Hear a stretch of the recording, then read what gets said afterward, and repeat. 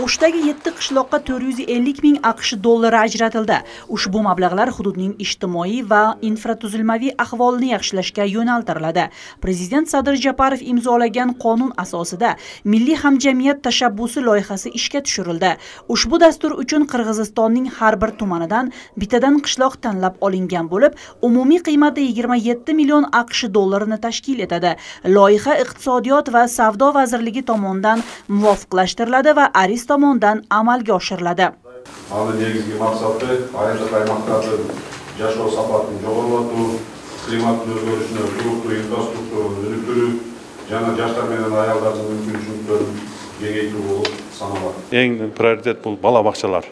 Азыркы күндө баягы климаттык шарттарга ийкеш келген, андан кийин сейсмоустойчивый жакшынакай бир долбоорлорду ишке ашырганга максат койгон. Экинчиси бул жаштар менен аялдарды экономикалык жактан колдоо, же болбосо аларды ушул экономик жактан жакшыртууга, баягы абалын жакшыртууга багытталган. Долбоор негизинен 4 жылга байланган. Ал негизинен ушул социалдык жана экономикалык долбоорлор болуп эсептелет. Андан кийин биз ушул долбоордун аркасында айыл өкмөттөрдө муниципалдык экономикалык долбоорлорду дагы ишке ашырабыз. Ал негизинен баягы ОСОП программасы же болбосо бир айыл бир продукция долбоорунун аркасында ушул айылдардагы негизги өндүрүлүп жаткан баягы сырьёлорду ошол өндүрүп, ошолорду экспортко чыгарганга чейинки максат кылып ошондой бир экономик долбоорлорду дагы ишке ашырууга максат койгон.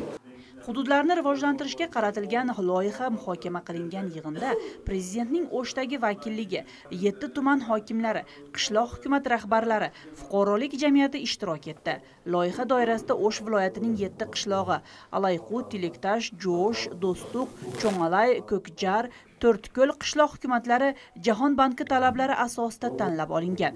Bundan tashqari qo'shimcha musobaqalar tashkil etilib, g'olib bo'lgan qishloq hukumatlariga 300 ming dollar, qishloqdagi xususiy bog'chalarga esa 10 ming dollargacha pul mukofoti beriladi.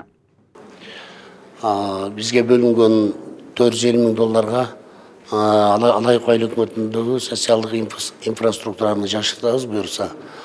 Анан бул Alayqut ayыл өкмөтүнүн тандалып алышын критерийлери болуп,